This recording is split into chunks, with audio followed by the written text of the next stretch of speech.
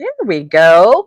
All right. Hello, everybody. That circle was spinning, so it was letting me know that we are going live. Thank you so much for joining us here on the Big Mouth Media Network. We are coming to you live on the Big Mouth Media YouTube channel and Facebook. This is our bi-weekly show. Now it's crazy times. That's the end of year, but in theory, bi-weekly show. The Democrat and Republican walk into a bar, and I am your Democratic host, Dr. Cindy Banyai. And I'm your Republican host, Christy. Hello, hello. Yes, so it has been just like a crazy time. I mean, for me, I have 3 kids, so it's like almost always crazy time. But October always seems to be like it's band concerts, it's like football games. My daughter's in the marching band, and then Halloween stuff. And I'm glad you mentioned that because I'm a teacher, so everything about my life is other people's kids. I'm like, yes, exactly that. We have Halloween, we have this, we have that. And I'm like, it's just like, and that's why I texted you numerous times. I was like, I can't. I'm sorry. I'm drowning. I don't know what's going on, but I'm drowning in other people's kids' lives. I love them, and that's why I do it. But oh my goodness, this time of year, this October through December period is just like nonsense. And like October, like let's say for teachers, it's like the first reporting period, right? So you get your grades, and there's testings and stuff that happen, and so yeah, just a ton of different stuff. And then the kids are like jacked because it's Halloween. Yes. Oh my goodness. Don't even get me started. And I have mostly worked at like Catholic and Christian schools, but I mean, I have never seen kids this hyped up in my life. I thought, like, I guess I had this like warped perception because as a kid, I didn't think I was that bad.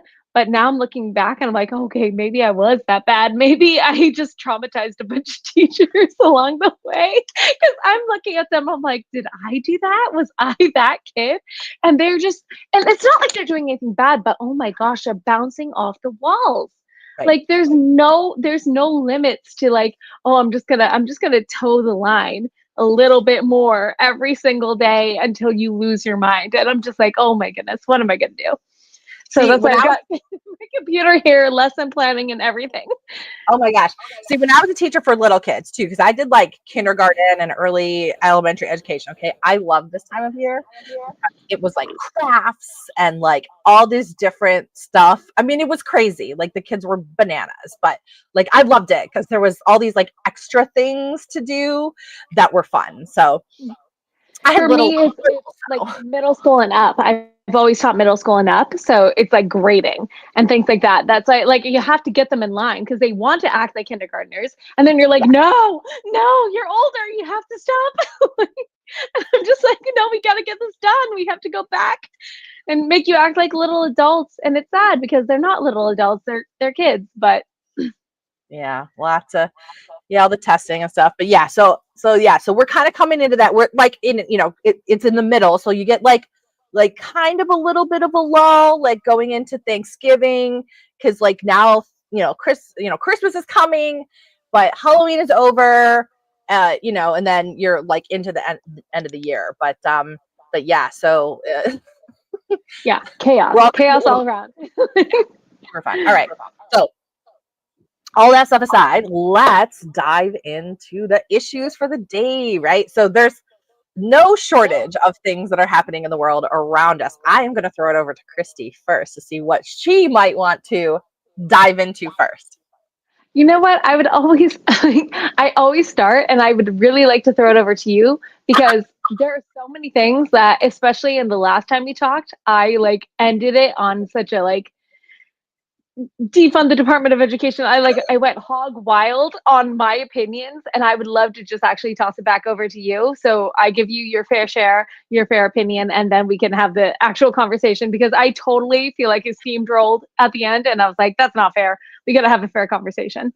Okay, let's see. Okay, let's pick like a sticky one because this is like, I don't know if it's been getting a lot of play in the media a little bit. Listen, I don't even know what the media is these days, to be honest, anymore. Like, we're so fractured. We do have like a mainstream media, but then there's definitely a lot more like partisan medias and stuff. But anyway, so I do feel a lot of times that because especially in the mainstream media, there's a lot of attention on what Trump is doing, there's less attention on the boring minutia of policy and all that kind of stuff. Okay, but here's the thing I want to talk about.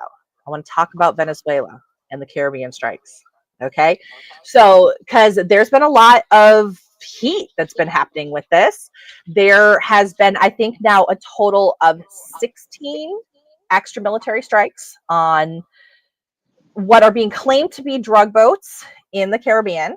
Okay. Coming from different countries, actually, everything. I know one was heading to Trinidad. Some may have been coming from Venezuela. Some were coming from Colombia. I think it was a total of 67 people have been killed. And so that's one part of it. The other part of things that we're seeing is increased rhetoric about a ground intervention into Venezuela. So there have been statements by both Pete Hegseth, Secretary of War, and Donald Trump about needing to go in and essentially do regime change with Maduro under the guise of a war against drug trafficking, and all this other kind of stuff. Okay. Now, there are some various questions on this as to whether or not the president at this point in time has the ability to go into this, whether or not this is in alignment with the kind of America First strategy that Donald Trump was elected on.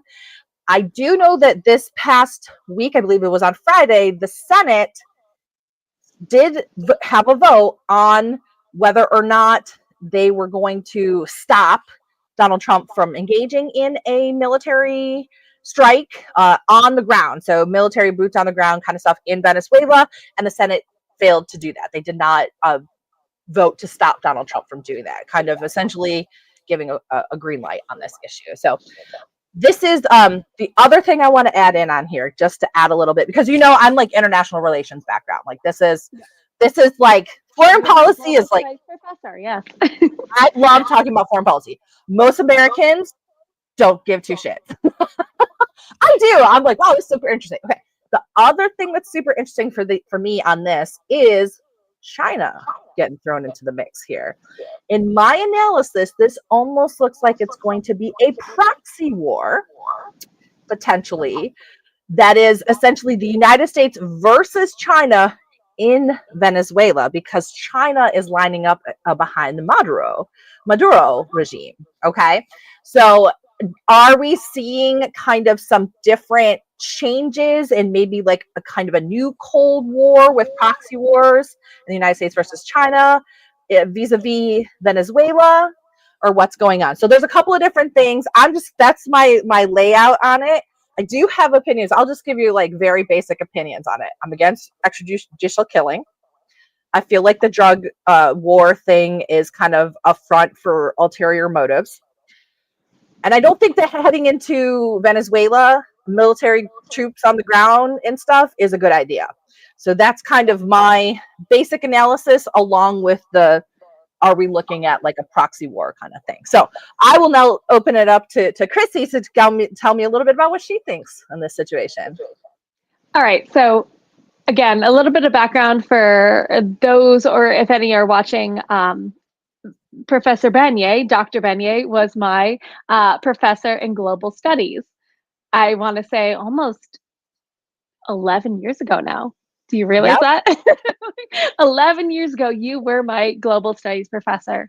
Probably actually more because it was gen ed. So I want to say 12 years ago, maybe.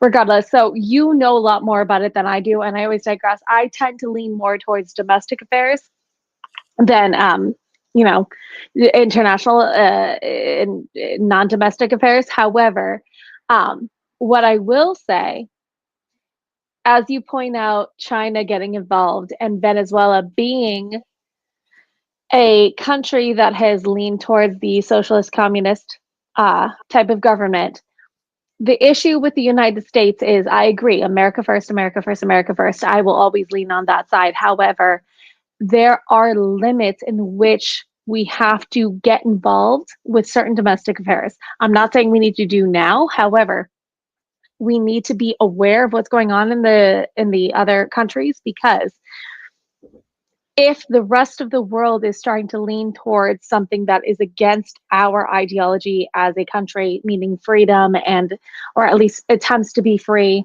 and to try to be a free and moral country, um, we always have to be aware of countries that are leaning towards socialism, communism, or a new world order.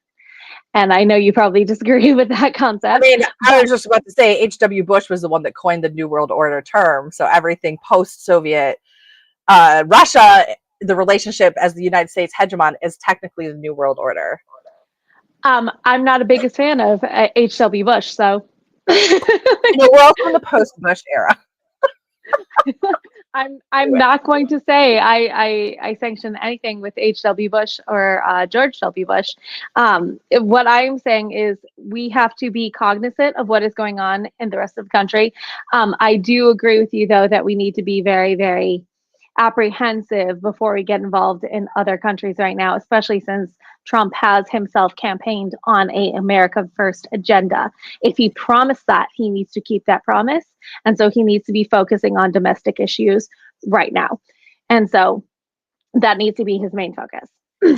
So I just wanted to say, hey, we have Sean Hartman, our former host and one of the founding members of Democrat and Republican Walk Into a Bar. He's watching. He's popping in the comments here, saying that, that we had, a lot of discussions over foreign policy, and he just wanted to pop in there about the drugs, and he thinks that if it's a national security issue, that it's okay. Now, here's the thing.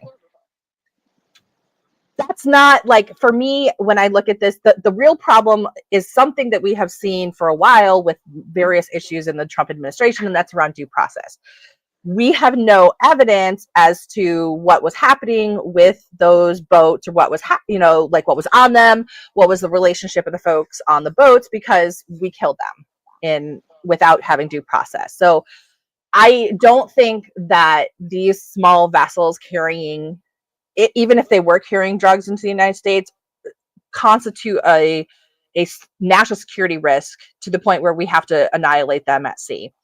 And the other thing that was actually pointed out to me by my husband, whose grandfather was a sheriff in a coastal parish, in Louisiana for a very long time, is that those folks who are, even if they are drug running boats, those are like the low level dudes. Okay. Like, these are not the big bad guys. They are not the masterminds. These are small scale drug runners who are usually paid cash to do this kind of thing. They don't have any information, and they are not the way that you ultimately end, a drug war or upend a cartel or something like that.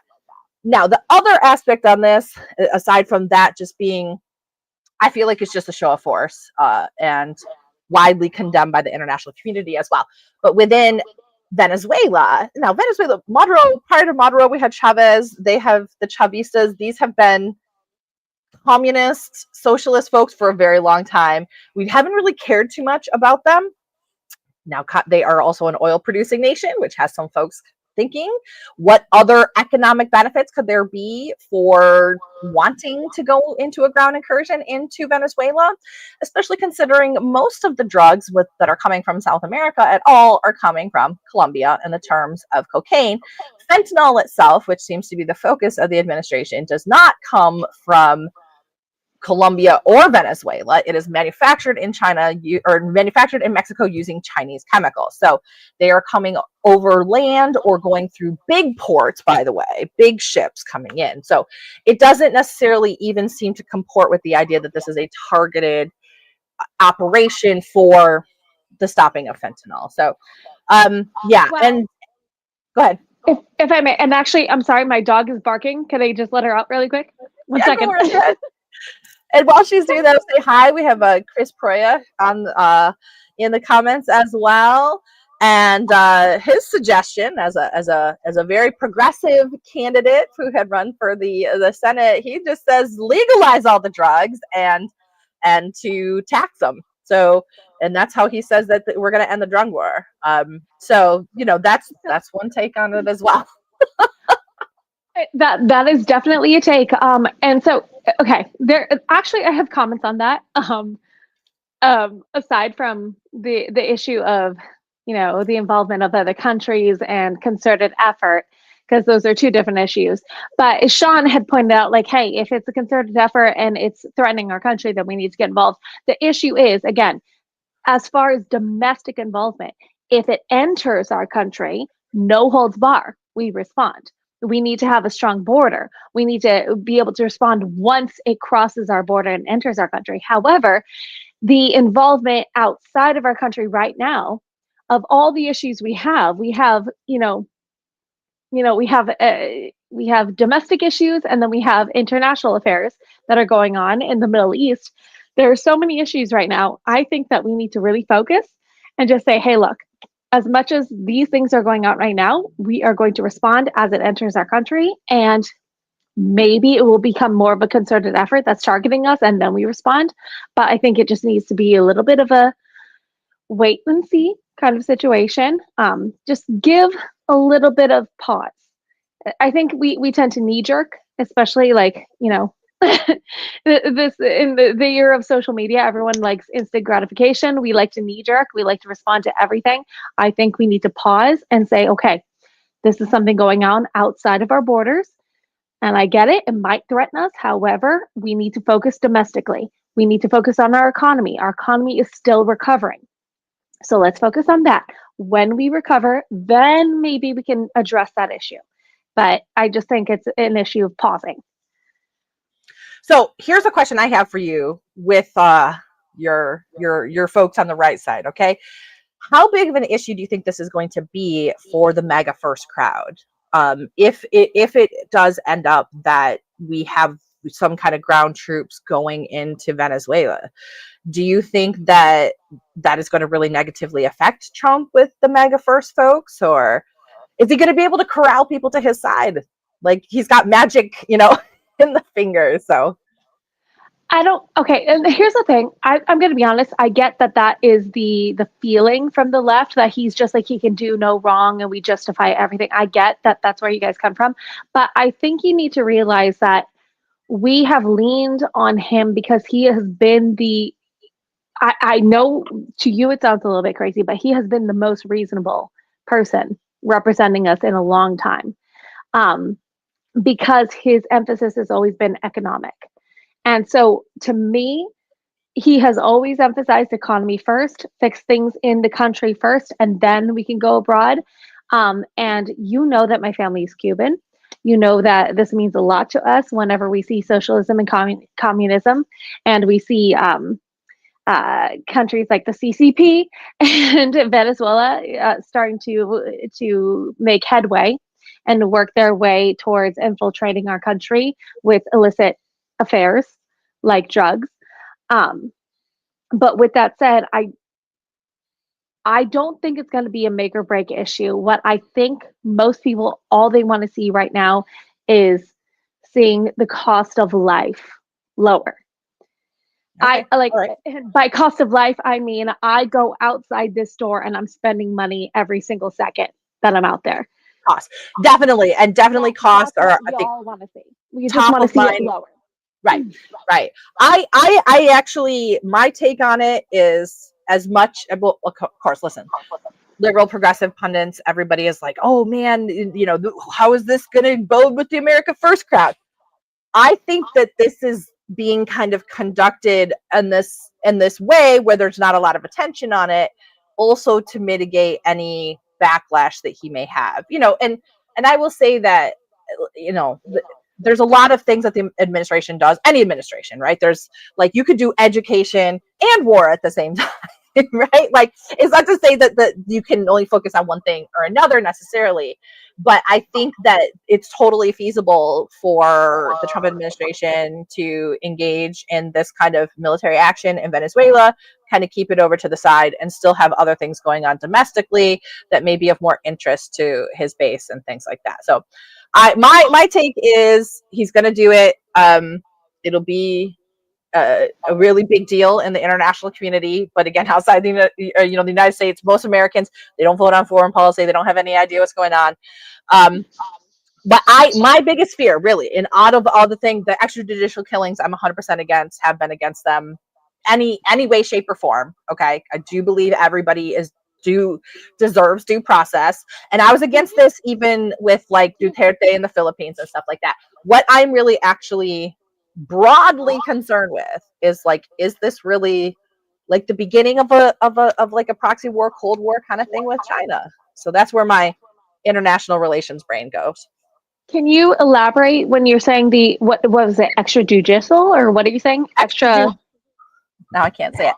Extrajudicial killings, right? Like that. So Extrajudicial killing. So killing elaborate on that. people in international water, striking them with missiles, right, and killing them without due process and without a declaration of war is an extrajudicial killing. They have not been afforded due process in any way, shape, or form, right?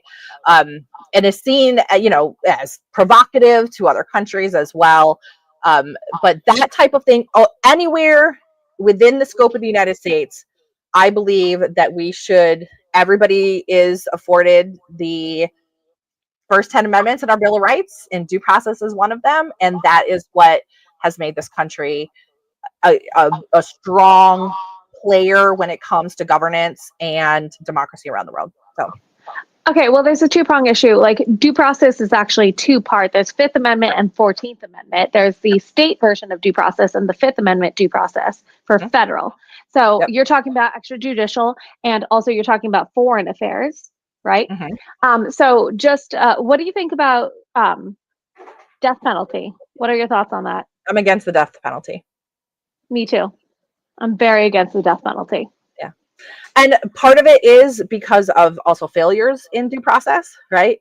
And the cost, frankly. Even though I know, listen, Republicans are always shocked to find out I'm not a fiscal hawk per se, but I'm an efficiency hawk. That's where my technical background has been in. And we should all really be concerned about how much it actually costs because of various components of litigation when it comes to the death penalty.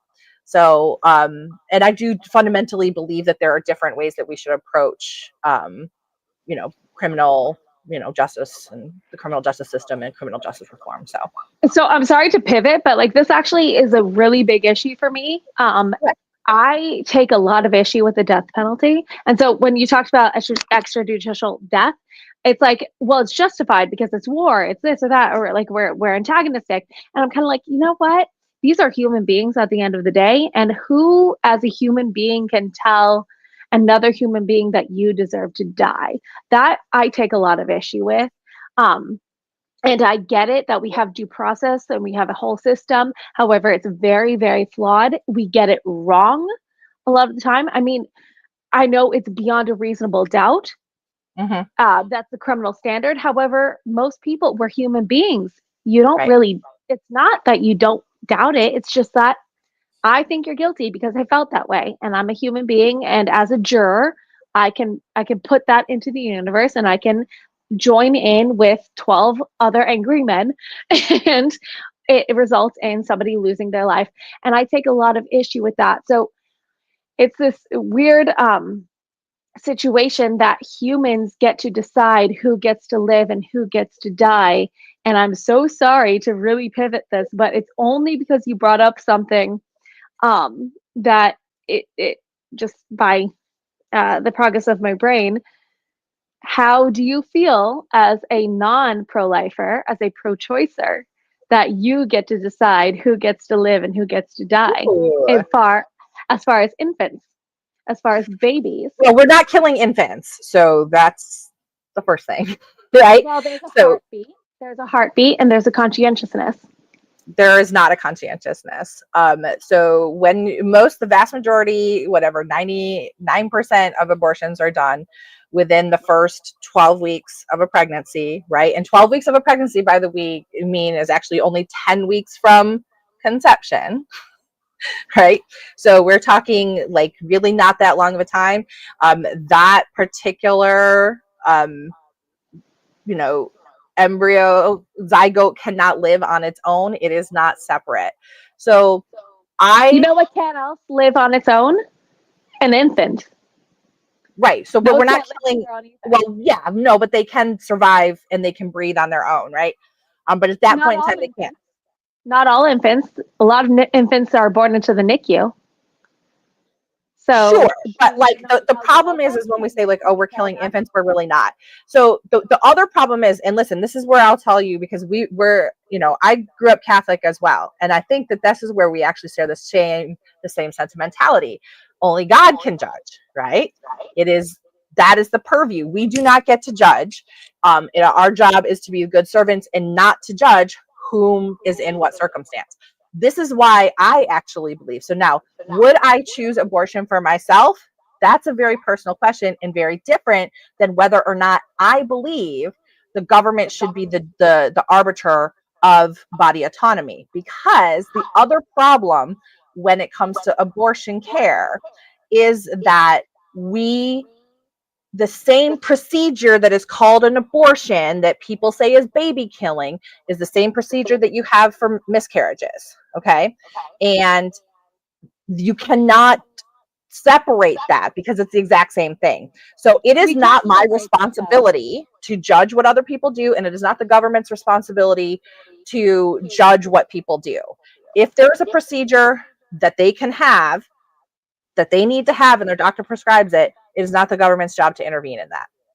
Cindy, we can separate that though, because a miscarriage is something that happened naturally, unintentionally. It happened. However, the procedure is intentionally ending another life. Now, I get it that you don't think it's a conscientiousness, and that is how you and I define conscientiousness. But you also mentioned Catholicism, and Catholicism is not the reason why I'm pro-life. I know so many other people that are non-Catholic that are pro-life as well. It's nothing to do with Catholic. It is not the same procedure to claim a miscarriage is that of an abortion. No. But I'm telling you, medically, it's the same procedure. It's medically the same procedure. It's the same drugs. It's mifepristone and misoprostol. Or if you get a DNC, which you get after a miscarriage, is an abortion. Okay. So the problem with regulating it from a state or federal level is that you inherently end up hurting women of reproductive age, because they cannot, if you make those procedures illegal, then they cannot access that care. That is the truth of the matter. The procedures are not okay, but that's the thing. They are exactly the same. The laws are not designed to stop the procedure. The laws are designed to stop terminating another life. That's what it is. Yeah, but that's not even what it says in the state of Florida. Why did Kat Cammack have to call Ron DeSantis to get a procedure? She had to get an abortion because of an ectopic pregnancy. Why does she have to do that? Because the providers are being threatened with criminal consequences, as well as losing their license if they provide these procedures to women. Are you going to stand on this? Because I can call up Kat Cammack probably in the next couple of days. And if you want to lean on this, if that is your narrative, by all means. But I can call up her and see if that's the same narrative. If that is the same narrative. That was what was in Politico. I mean, she called Ron DeSantis because and now she turned around and said, "Oh, this is because of Democratic fear mongering." But like the fact of the matter is that people can be held responsible. I will by all means call Kat Cammack up in the next few days and see if that is her narrative. If that is what you're saying, what she had to do. That is her truth. That is something she had to do with her body. And if you want to say that, then by all means. But I will call her up and verify that, because I don't think interviews about it actually. Like, and the problem for me, and listen, I know this as somebody who's been pregnant and has had miscarriages. Now, here's the thing, and I'll tell you the truth. I did not get a DNC because I was scared.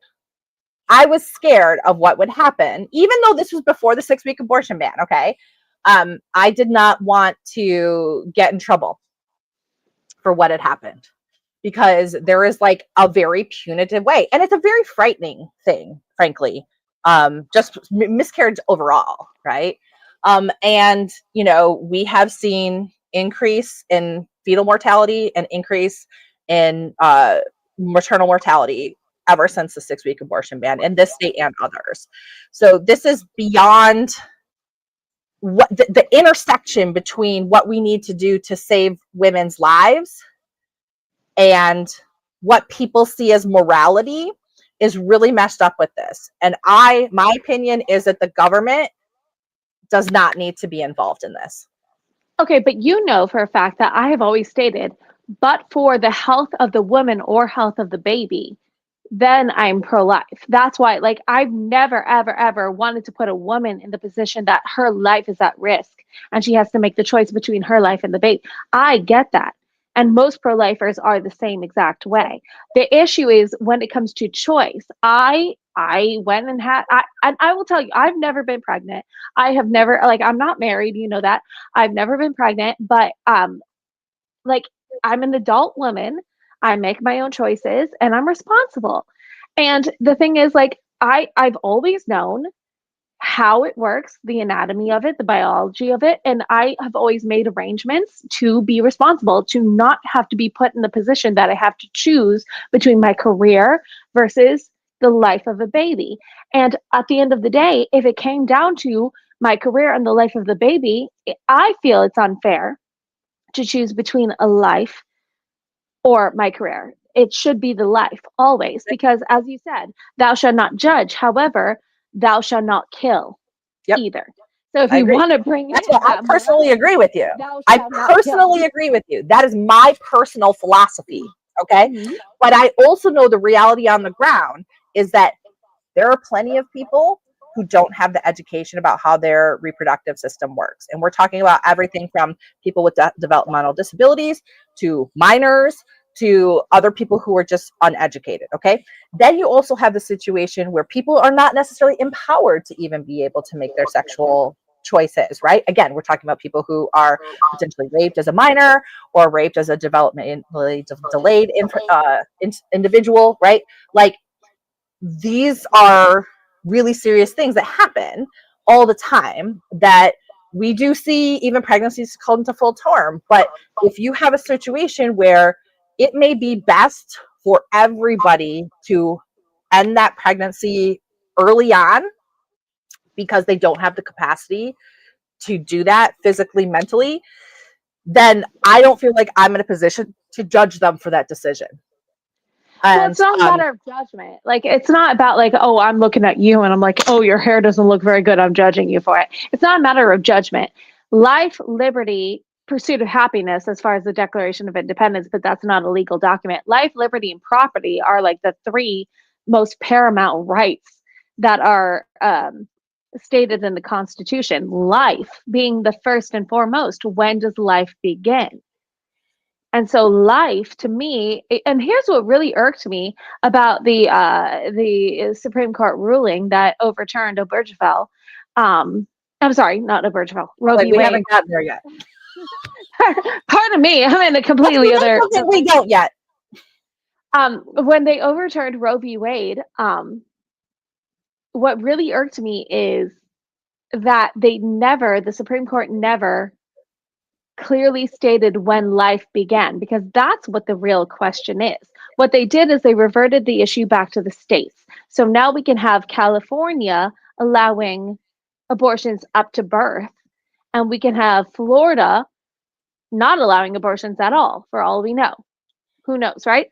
So that's a hypothetical situation. And that disparity of how the countries are handling life, which is a fundamental right. We had that settled in the 91 case where it was determined that it was viability, which was around 20 to 22 weeks, right?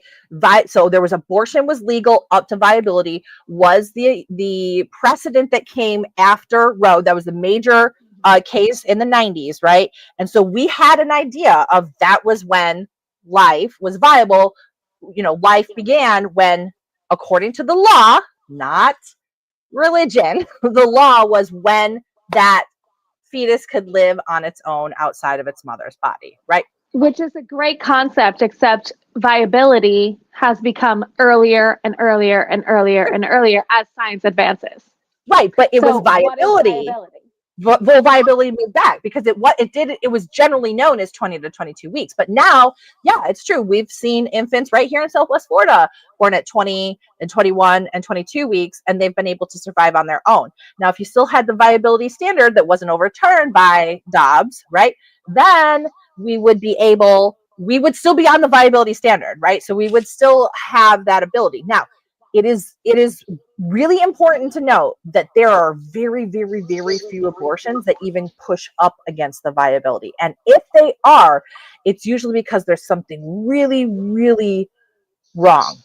And it's not a decision that people take. So the trope that, oh, it's 41 weeks and I don't want this baby anymore and we're having abortions, that is not the case in the reality. The case is like you're holding a fetus that is incompatible with life, like trisomy 9 or trisomy 8, where there's no brain cell, and they're going to suffer, right? Like they're going to suffocate outside of the womb. And that is the only time you ever get those later abortions. And that's usually at like 16 or 17 weeks, almost immediately after you get one of your later ultrasounds. Okay. So I would argue that that's not the only time we get those later abortions. I think that part of the later abortions are those that were irresponsible and didn't even realize that they were pregnant. And then they found out too late. And then they want to abort the baby when the baby is a full. No, because there is a very few amount, like I said, it's upwards into the 90% that are in the first trimester. So there's a very few components of it. And then most of them are those really, really rare circumstances. So we should just allow those little rare circumstances to get murdered because that's just so few that we gotta let that happen. Viability, right? Like, so we did that.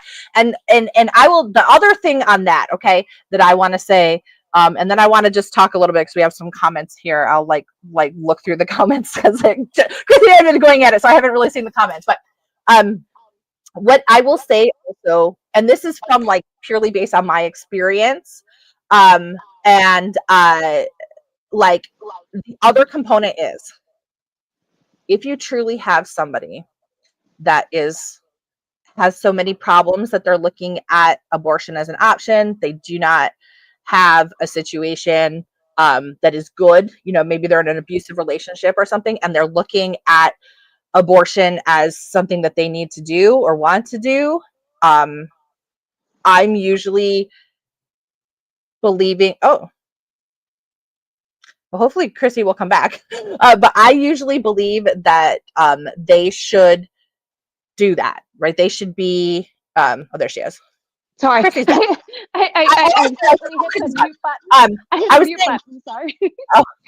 was saying that, like, if there's somebody that's really choosing that, like, I've seen so many children who are abused in the system and have abusive parents or have troubled lives. I feel like if that's the decision, that it may be the right one. And sometimes even that could be God's will. Okay. And I'll say that because here's a situation I had in high school. I had a dear friend. We, we're both. I'm so sorry. It's just because I hit the mute button and I missed like 30 seconds. Could you go back about like right before? I'm so sorry. Okay. So my point is that, like, if there's somebody who is, active addiction in an abusive situation, and is actually looking at abortion because of those circumstances, no other health-related issues or something like that, or there's somebody who's just like truly not capable of caring for a child, my personal opinion is that may be the right decision for them, because I have experience working in the system and seeing abused kids and seeing trafficked kids and seeing, all sorts of horrible things that can happen. Okay. I will also add in that it could be God's will. God is infallible. God gave us abortion. So abortion could be the right choice at that time. I say that talking personally about a story that I had with a good friend of mine in high school. She became pregnant when we were in high school, and we were both like good little religious girls too. And I was like, don't worry, I'm going to help you. We're going to do this together. She ended up getting pressured into an abortion by the boyfriend. Okay. This is like right before our senior prom. Okay. But what ended up happening about 5-6 months after that, she ended up having a massive brain tumor and a seizure where she lost all of her teeth and lost the ability to walk or talk for 2 years. If she had been pregnant at the time, it was very likely that either her and or the baby would have died. So this was my life lesson in terms of, like, first of all, it's not my business. It's not my place to judge. And, that clearly God had other plans for her. And so I leave open that possibility in the world as well. Yeah, I get it. It's just like for me, like it's not about okay, so again, it really isn't about the morality. I have my own moral opinions of it. You know that. To me, I am pro-life from womb to tomb, period, end of discussion. I tend to be legislatively a little bit more reasonable. I recognize like, no, I believe that the Constitution very clearly states a right to life, and the right to life is paramount and fundamental. And so when it comes to those situations of rape, incest, or the life of the mother, yes, I'm absolutely in favor of allowing them the right to choose what to do. However, um, I'm going to give you a personal story, and I'm only willing to say this because she's publicly posted about it recently. My little sister is adopted. My little sister, her biological mother, um, found, I think, I don't know, we're not entirely sure, but my best guess is probably that she found out she was pregnant a little bit too late and could not abort the baby. And so when the baby was born, my sister, she threw her into a dumpster and tried to abort her in that way after birth. And that was her choice because she was not she wasn't rich, she didn't have her finances in order, so she had all these excuses as to why that she justified terminating life. That life is my best friend. That life I grew up with. That is my favorite person on this planet. And so to me, it's not just morally, it is personal that I have witnessed that right to life, the fundamental concept of she had a right to choose her own life. So we're giving a woman a right to choose, but once conceiving a child, where's the choice of that new life? Where is that choice? And that's where I come from. That's where it becomes like this question for me is like, I'm pro life because it's not just that it's morally wrong. And I know that's what most of my fellow Republicans rely on, the morality of it. To me, legislatively, life, when does life begin? The right to life is fundamental in the Constitution. When does it begin? When do we recognize it? And I know you said viability. However, we've overturned Roe v. Wade. So we need to move on and determine when has life begun now, as far as we know scientifically. When does life begin? And that is what I think is the most fundamental question of our time as women, because Yeah. that is going to make or break um, a lot of issues in regards to the morality concept, right? It's not, to me, it's never been a morality issue as like, I try to separate, you know, I Sure. do. I try to argue both sides. Like, this is my moral concept. However, this is my legislative perspective. Um, And so that's where I'm coming from. It's like, if from a legislative perspective, the right to life exists. When does life begin? If the Supreme Court comes up with this is when life begins now, because scientifically that's when it begins, fine. I will be like, okay, respect, got it. Sure. Morally, So maybe I'll have my own opinion, but sure. you know, And people always do. I'm just like looking through the comments. Definitely have some pro-choice fans in the comments.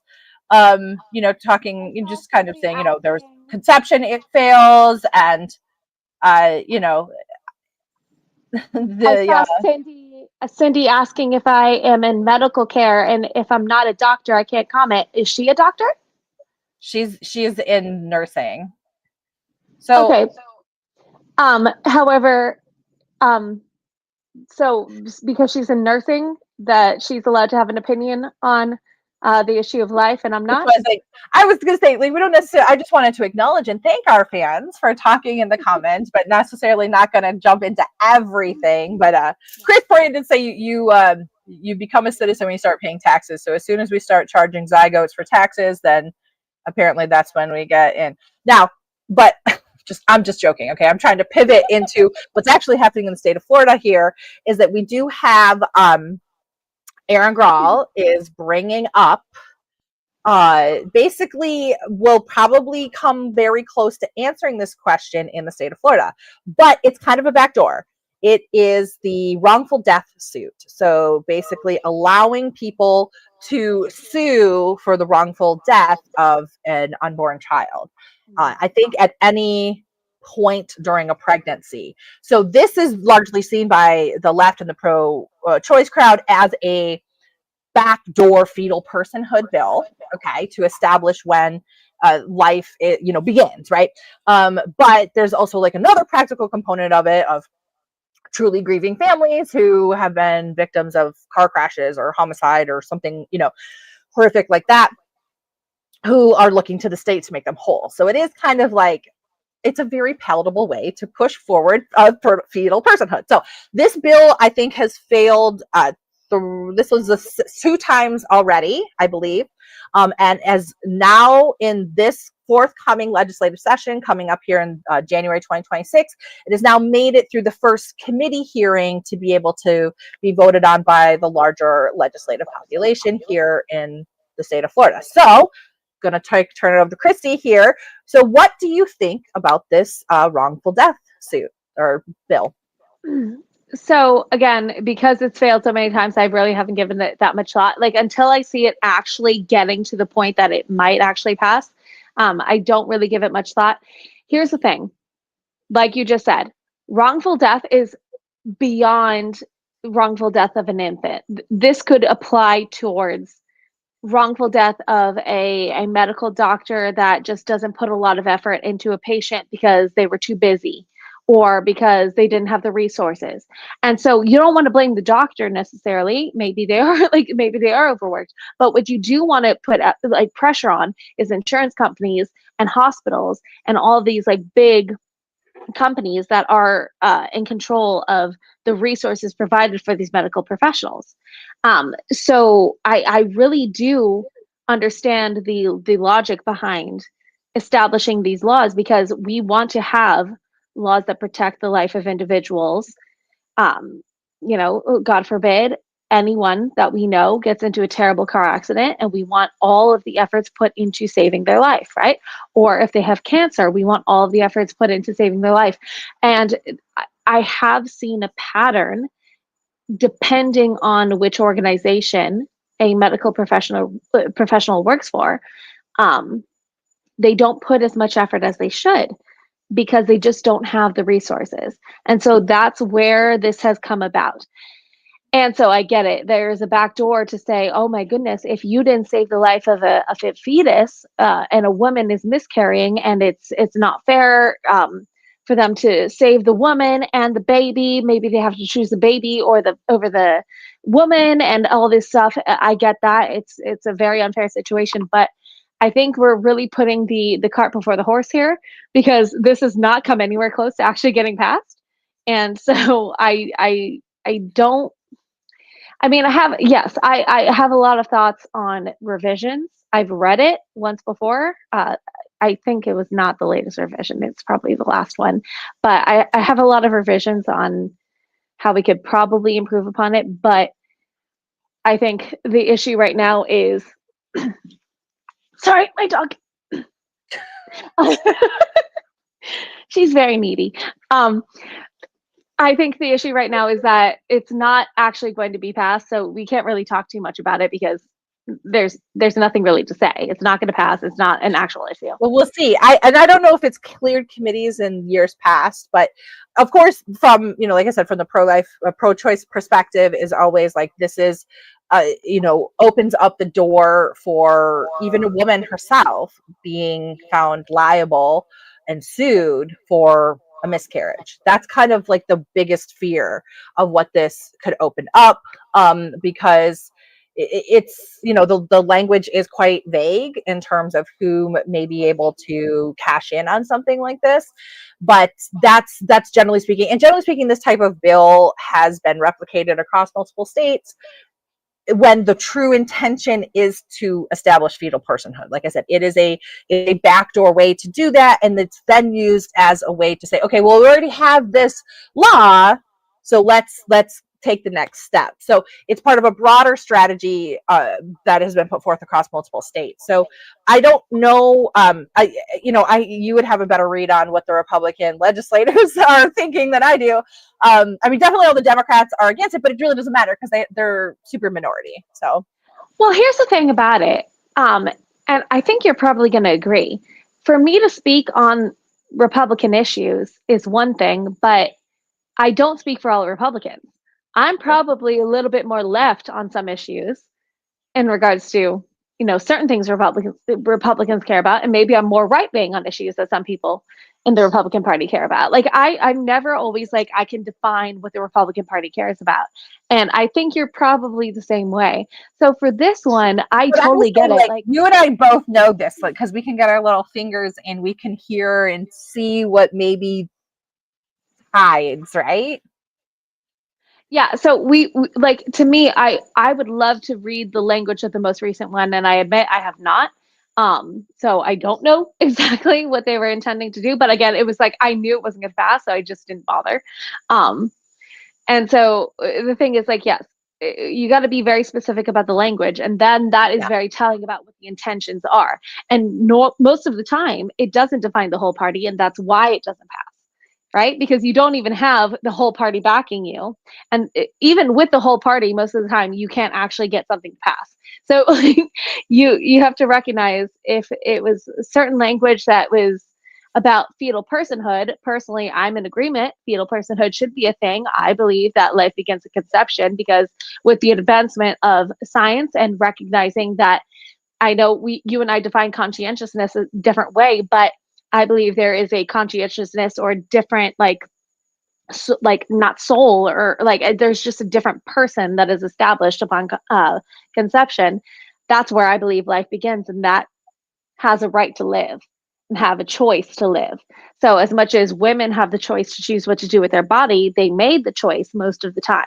I'm willing to acknowledge that if it wasn't their choice due to rape, incest, or other situations, like the life, their health and their life, then maybe abortion can come back on the table. However, if it was their choice, it's a consenting woman, adult woman that made a choice, knew what the consequence could be, and then somebody was conceived, then that conceived person has a right to exist. So fetal personhood is not an issue to me. However, I still always like to read the language of certain bills to understand exactly where all those um, little gotchas exist. Because again, I could be all in with my party on some things. I could be completely against my party on some things. My party does not define me. Your party does not define you. We're very reasonable people. And so to me, I would like to read the language of that bill to be able to tell you what their perspective is and what their intention is, because I'm in the fetal personhood, but that's it. So here's something that's interesting. Okay, this is actually like a little bit of like inside baseball stuff that I just heard this week. Okay, through the grapevine, nonetheless. Inside baseball. Like the sport? Like I'm just saying, like inside politics stuff. Just listen. Why are we talking about sports right now? We don't know what that is. Not like real sports. I'm just saying a metaphor. Okay. So sorry, I should have not used such a male-centric metaphor. Is that the white ball? Is that like, what are we talking about? Yes. Okay. Behind the scenes. Anyway, so I had heard, right, because my opponent, I'm running against Jenna Persons Malika. She was one of the co-sponsors of the 6-week abortion ban. Okay.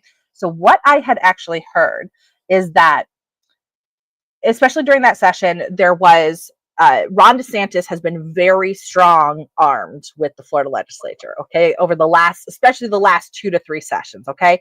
Nothing came to the floor that wasn't part of his specified agenda, even with other Republicans, right? So different Republicans had different bills they wanted to pass, but Ron DeSantis was kind of like, no, I'm in charge. You guys do what I want, which, by the way, and as you know, has set up this kind of Trump v. DeSantis, back and forth. But I had just heard that apparently Ron DeSantis was not on board with the 6-week abortion bill that was passed in, now I think it was 2023 session, right? But Jenna and Aaron Grawl was the other co-sponsor. They were both like, we got to do this. And they kind of really hammered back, which I will say, and I don't want to talk good about my opponent, but I kind of appreciate like just being like standing up to Ron DeSantis is like something I can get behind. Okay. Like this is something I really believe in. I want to do it. Okay. So give her a little bit of flowers for that. Okay. But I just thought it was kind of interesting from a political perspective that he apparently was thinking that it was going to be too much for folks. So I don't know. I don't know. This is just what I've heard, but I don't know if you've heard anything along those lines or any other little titillating Tallahassee stuff. So, I have heard about that, and I heard it on the federal level as well. That same sentiment, and you are going to hate what I have to say about it, but in my opinion, I'm like, if we all like, I mean, DeSantis, Jenna, we all have said that we are pro-life, so let's own up to it. If we're pro-life, own it. Don't dip our toe in just because we don't want to go that far because we think we're going to offend too many people. If that's your sentiment, if that's how you're going to legislate and that's what you campaigned on and you promised, own it. To me, I'm like, if that's what you said you were and that's what you campaigned on and people voted for you, own it. That's what drives me crazy. It's the hints and the promise that they were going to do that, and then they backtracked because they didn't want to offend people for re-election. That drives me nutsy cuckoo. And even Trump kind of like backtracked a little bit on the pro-life thing. And so I get it. I get the logic. I'm not mad about it, but personally, I'm the type of person that if I say this is what I think, either like, and again, I try to separate it anyway on a moral versus legislative level. If I say this is legislatively how I feel, right to life, I'm going to stand by that. And I don't care if I get reelected. This is how I feel. And I'm going to stick by that because I made that promise when I campaigned the first time around, and I'm going to make it happen rather than towing the line because, and so like you said, you kind of want to give Jenna her flowers for standing up to him. And I think Ron has done a lot of great things. And I'm sorry, DeSantis has done a lot of great things. And I didn't realize you're on first name basis. You haven't said to Donald yet either, so me and Donald. I would never. As much as I've actually met Trump more than I've met DeSantis, actually. But I would never call Trump Donald ever. He is Mr. President to me. With that said, like I really rely on, if you made a campaign promise, you stick by it and don't start backtracking or towing the line just because you're worried people will get a little bit upset or people will not reelect you. I think if you made that promise, you go for it, and you shouldn't always be worried about reelection. This is a service at the end of the day. And this whole concept of we have to get reelected so we could do more. I don't like that. To me, it's always about you serve and you serve for as long as you can. If you don't get reelected, so be it. But you do what you can in the time given. It is literally just public service. It's not for your celebritydom. It is not for your 120,000, whatever, how much they make in Congress. Yeah. But it's like $120,000 or something like that. Yeah. It's not for your salary, and it's not for you to be on MSNBC. It's not for you to be on Fox News. I don't care. It's not for you. It's not for your reelection. Just fulfill your promises. I don't care who you tick off. Fulfill your promises. If you said you're going to do it, do it. I mean, I think that's where you and I can agree, actually, too, because that's like what I think is important as well. Like, let's, not be in there forever. It's not about you and your next status. And do what you said you were going to do. So again, I don't love the issue. I'm not, I don't love the issue, but I can appreciate that was an issue that she stood on and she went to bat for, and especially against Ron DeSantis, and knowing how, like I said, he was controlling the legislature at that time, like really strongly, and the fact that she was able to get it through. Like I said, don't love it, against the issue, And, it was an issue ultimately that Democrats kind of, really got riled up about. So probably politically was, maybe in the right space, but Florida is Florida. So, and that's the thing. Go ahead. Go ahead. Oh, I was just going to say, that's why I always lose. Like every time I've run for office, I always lose because I don't care about the politics. I care about the issues. And like, if I made this promise, I'm going to stand by it. And that's actually probably why I don't get along with some Republicans, because I have openly always been pro-gay marriage. And I know a lot of Republicans don't agree with that. And they tell me, just don't talk about it then, because you shouldn't be. And I was like, no, this is something that matters to me. This is something I stand on. And so I'm going to speak on it. And I know it antagonizes a lot of people, but I just keep going on the same issues, on the same path, because it matters to me. And so if I don't get elected, so be it. I'm not running for anything anytime soon. So thankfully I'm out of it, but that's always been my personality. If I care about something, I'm going to tell you how it is. Yeah. And that's good. And that was like, as being your former teacher, that was all I really ever wanted from the students. I'm like, just pick, like, I can respect you for having a different opinion if it's like you got there and you believe in it, right? Like, I do think, and I think that, some of these issues, I mean, we definitely got on a sticky issue today. I'm glad we talked about this, the abortion issue. You did like a left turn on it, but that's fine. Venezuela to abortion, but but no. you brought up something. Oh, the extradition ones, that's right. No, right. But it was good, because it's good to have this decision, because it's like, I think ultimately, where it comes down in terms of how our government works and things like that, but like having an understanding, because I actually can appreciate your constitutional perspective on it, right? Like that is, it like makes sense, right? Like I can still disagree as to like what I think we should happen, right? But like, look, we disagreed about like one of the hottest topics in American politics, and we didn't do it with shouting at each other or name calling, right? It was, we had it based on the thoughts of where our particular issues lie. So I appreciate that. It was a good. Yeah, it's funny. I mean, like, again, we have always been friends in a weird way, like other than when you were my professor, but like afterwards, we've always been like good friends and we've always gotten along. It's because we just have a very, very reasonable head on our shoulders, both of us, that we're just like, okay, yeah, I know your opinion, I know mine, but I'm just going to say mine, and I'm going to, I'll advocate for mine, but I'll listen to yours as well. Like, I don't mind. And then we need that kind of stuff in Congress.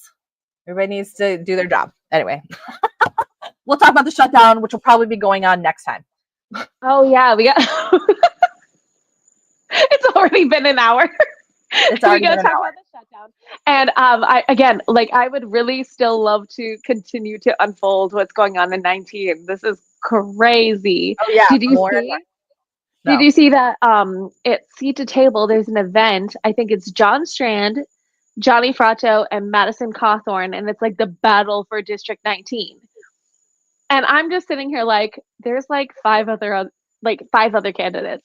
Like, are we going to invite all of them? Are we going to give people an opportunity to hear everybody? Or are we just going to say that these are the guys possibly endorsed by a certain faction in Naples? Or are we just going to give everyone a fair shot? Because, I don't have any issue with Johnny, or Madison, but I also respect Jim, and I respect Chris, and I respect everyone that's been involved so far. So just like, I would like to see everyone get a fair shot.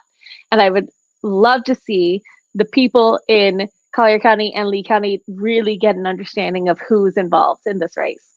I'm just here for the blood sport. Okay, you're like Hunger Games Part 7. Yeah, because I don't even think everybody that's like gonna announce is announced already. So like, no, I don't think so at all. I think there's gonna be more come January. That's my prediction, just because I know how it works. Yep. I didn't announce until March of that year. Oh wow. Like, I only had 4 months to run. So I jumped in last minute. So I know that people jump in last minute. So I don't know. And I'm gonna be over here. We're gonna be watching. Because listen, and then the more people that jump in, the less amount of votes you need to win. So That's what's going to be crazy, right? I mean, Byron only won from what, 22,000 votes or something like that? it I was can't like remember. the differential was like 933. Yeah, it was less than 1,000 votes between Byron and Dane, Yeah. and Byron Donald and Dane Eagle, and I think they only had like maybe 25,000 votes. So that's like with so many people already in the race and probably 10 more that are going to jump in come March. I'm like, pop the popcorn. It's not to make like sport or jest out of this. I really do care about the area, but I am interested. I'm intrigued. I'm here for the Maybe we hot should just do it rather than like a primary. It should just be like The Bachelor or something where they get a rose and they go on like, dates. I'm here for the hot gossip at this point. I'm just like, Speaking of which, so I gotta go pick up my kids, but I'm just gonna do a quick shout out for my friends, Aletha and Craig Shapiro are going to be starring on the Real Housewives Wife Swap tonight on Bravo at the 9 p.m. show. It's going to be a hilarious episode. I'll just already let you know because I've seen the clips and what time is it? What time? 9 p.m. tonight. So I'm gonna go to her little watch party. But like, if you see the Naples housewife Aletha Shapiro with all of her animals, you are gonna get a kick out of that. So just check it out. She is like about the most perfect person I know to be on this type of show. So I'm excited. I'm so into it. I'm there. I'll be there. All right, so this has been a Democrat and Republican Walk Into a Bar. I am your Democratic host, Dr. Cindy Banyai. I'm your Republican host, Christy. And this has been brought to you by Big Mouth Media. You can find out more about us on the Big Mouth Media website at bigmouthmediafl.com. Help us keep independent journalism alive. Get a paid subscription for $4.99 or a month or $49.99 a year and help us keep the lights on. You could also listen to this episode on our podcast on our website for free or wherever you get your podcasts. And if you are listening to this podcast, please go ahead, subscribe, like, and write us a review. It will help us reach more folks. Thanks so much for joining us here, and we'll see you next time. Bye-bye. Bye.